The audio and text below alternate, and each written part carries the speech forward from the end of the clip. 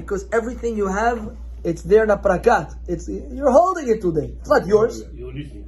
Yeah. You're leasing. You hold it. You're the guy it's in your domain. It's mufkad. It's a deposit. If I give you my $100,000 Rolex to watch, it's not your Rolex. You're watching it. When God gives you money, He says, watch my money. So He gives you some percentages. You could spend some, you could eat a sandwich. You could do what you want with it, right? But most of it's there. It's there for what? It's mufkad in your hand. That God says, I trust you to do what's appropriate with this money. That's why you're not allowed to take money and go to the casino. It's one of the worst things you can do.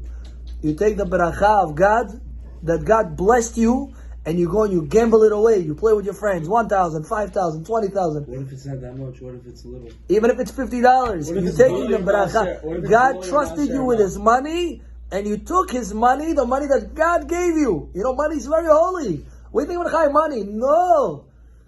Money is a spiritual power that manifested into a davar gashmi, but it's shayach to your neshama. You cannot just take money and tosh posh and throw it in the garbage and be wasteful. You can't do that. You're disrespecting the beracha of God. You go to the casino, or you play with your friends. Chess tournament, or poker tournament, or I don't know what tournament, $500 each, whatever it is, right? Very bad. That's a lot. It's different. What if it's for For you, it's a lot. There are some people, unfortunately, or fortunately, I don't know what to say, but for them, even 100,000 is not so much. We don't know these people. I don't know if they live in our community. Starts with a small amount, and then you get pulled in. Yeah. You know what I mean? But the point is that you take the money that God gave you and you go and you gamble. In Hashem's eyes, you consider it very, very bad. Why are you gambling what I gave you? I gave this to you as a deposit. You representing my money now, Hashem says. You're a manager in my company. Imagine investor. What do they call it? Those mitzvah. Right. Imagine hedge funds. Imagine a hedge fund. I come to a hedge fund. I give him $1 million. Not made off the next guy. I give him $1 million.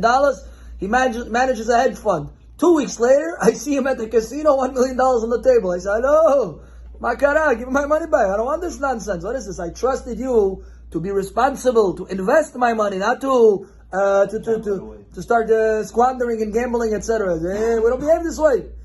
So the point is that when you go and you gamble, in God's eyes, it's very, very bad. And you have to know, there was a rabbi, Alav Shalom. He says, I was once, before he was a rabbi, in, I forgot where, Atlantic City, I think. He says, I won so much money. I cannot say how much I won. He says, but the tip I gave was $80,000. That's what he says. I gave $80,000 as a tip.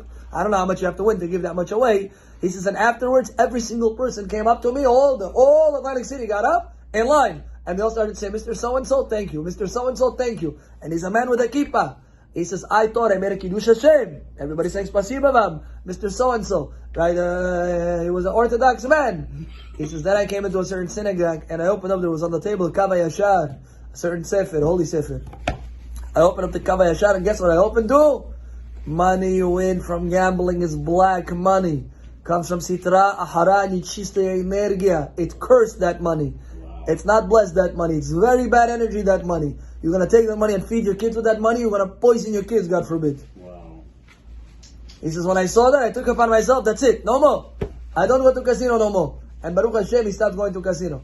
But the idea is, Rabotai, we have to be very, very careful. That what? To take our parnasah seriously. Some people don't have. Some people are paycheck to paycheck. Some people became so spoiled. Yeah.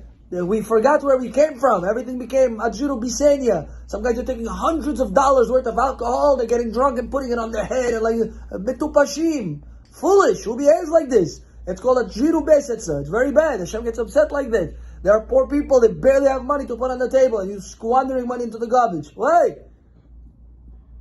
He's going to put $100,000 to play. Why you do this? You know how many people you can feed? You know how many people you can help? You know how many people want to go to yeshiva, they cannot go? You know how much you can do? You can start a whole kollel with this money. Why are you wasting money? Why people are metupashim?